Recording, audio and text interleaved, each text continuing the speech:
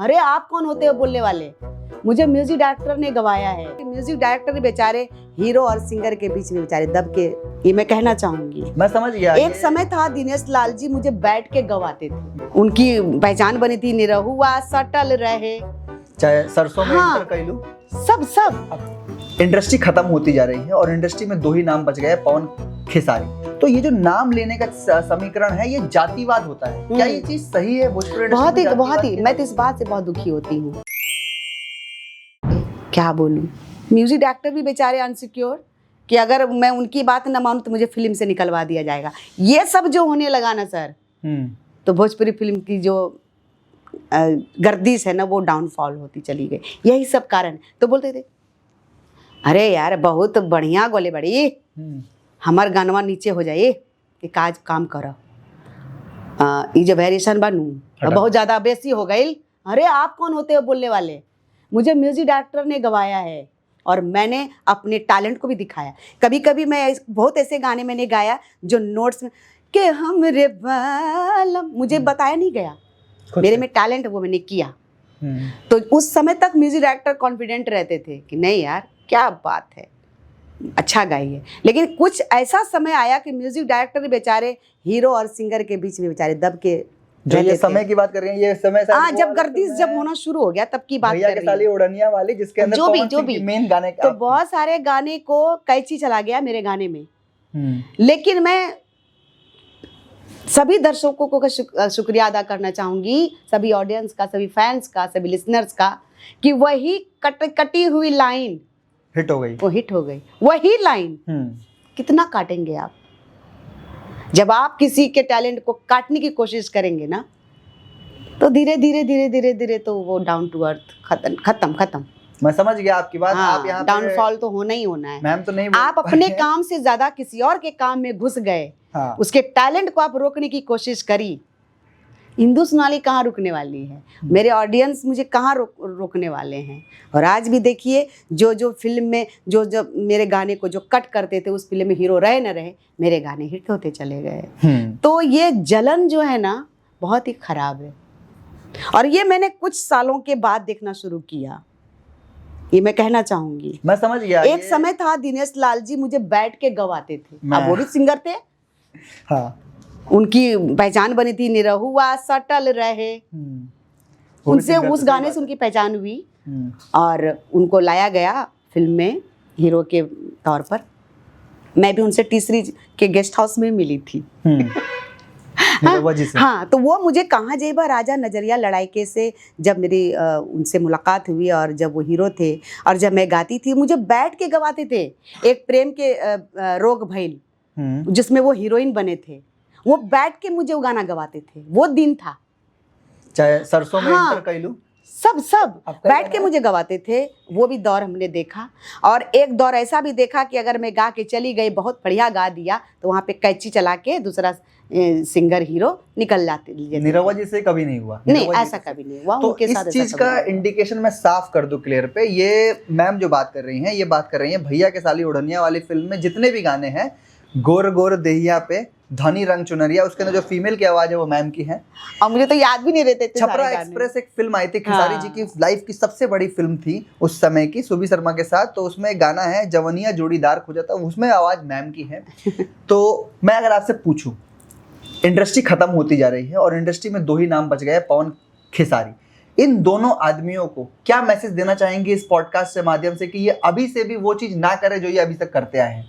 मैं आपकी सारी बातें समझ गया, मैं समझ रहा हूँ, क्योंकि सब लोगों की शिकायत इनसे ही है कि ये लोग आगे बढ़ने ही नहीं देते, अगले स्टार को मौका ही नहीं देना चाहते कि अगला स्टार कोई आगे खड़ा। जब आप किसी की चर्चा नहीं कर रहे, आप हिंदी इंडस्ट्रीज को देख लीजिए, अदर कोई भी लैंग्वेज के आप इंडस्ट्री को देखिए कि हर कोई एक दूसरे का नाम लेके कितना सराहते हैं।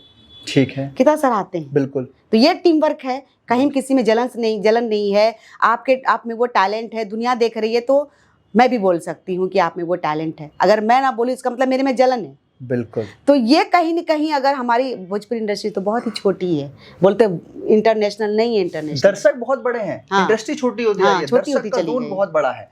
और दूसरा चीज ये कि जो ये नाम लेते भी हैं अगर किसी का, तो ये जो नाम लेने का समीकरण है ये जातिवाद होता है। क्या ये चीज सही है भोजपुरी इंडस्ट्री में? बहुत ही मैं तो इस बात से बहुत दुखी होती हूँ। बताइए थोड़ा इसको। बहुत ही दुखी होती हूँ कि, और ये जातिवाद ना फिल्म के माध्यम से हमने तो कभी नहीं देखा, लेकिन ये एल्बम में जो मैंने देखा कि जात पे जो गाना होने लगा ना, जो कि हमें गुरु ने सिखाया है कि संगीत की कोई जाति नहीं है। अगर कोई कलाकार कोई भी जाति का हो, संगीत में जैसे वो आए उनकी कोई जाति नहीं पूछी जाती है। लेकिन जैसे मैंने एल्बम के कुछ गाने सुनना शुरू किया तो मुझे ये लगा कि जातिवाद ये लोग लाना शुरू कर दिए। संगीत में ऐसा नहीं होना चाहिए। तो कहीं ना कहीं ये भी डाउनफॉल होने का जो रीज़न है यही है, अपने ईगो और अपने बादशाह मैं ही हूँ, तो कहीं ना कहीं ज़्यादा दिन नहीं टिकती है ये। तो ये जो मैसेज था मैम का, ये मैसेज इतना समझने वाला छोटा सा पैमाना है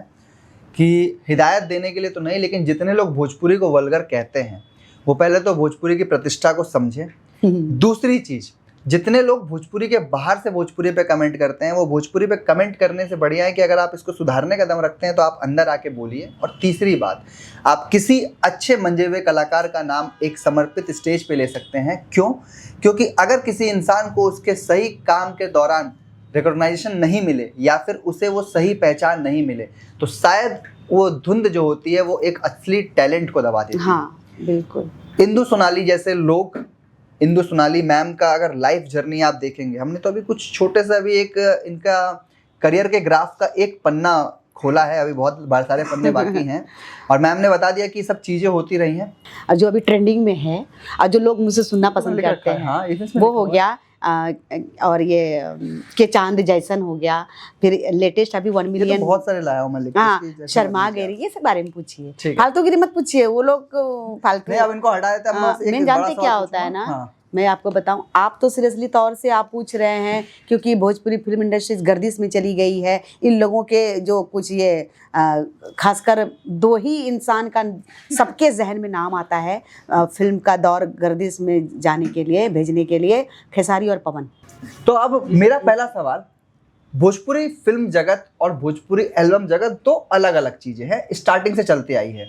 अब जितने लोग नहीं रिलेट करेंगे मैं इस सवाल को पहले एक्सपेंड कर देता हूँ। मैडम का एक बड़ा ही रोमांटिक सॉन्ग है जो कि रवि किशन के ऊपर फिल्माया हुआ है, जिसके अंदर राधे श्याम रसिया ने उस टाइम आपके साथ गाना लगाया था कि नजरिया हमसे मिला लगोरिया। ये था एक नॉन मूवी का सिंगर आके गाना गाया था। अगर ये दोनों चीजें एक साथ चलने लगे जो कि आज हो रही हैं, क्या होता है जब एल्बम के लोग सिंगिंग में घुसने, फिल्मों में घुसने लगते हैं, तब क्या होता है? क्या बुरा प्रभाव पड़ा है? क्या डाउनफॉल का इफेक्ट पड़ा है भोजपुरी पे? इसके ऊपर प्रकाश डालिए।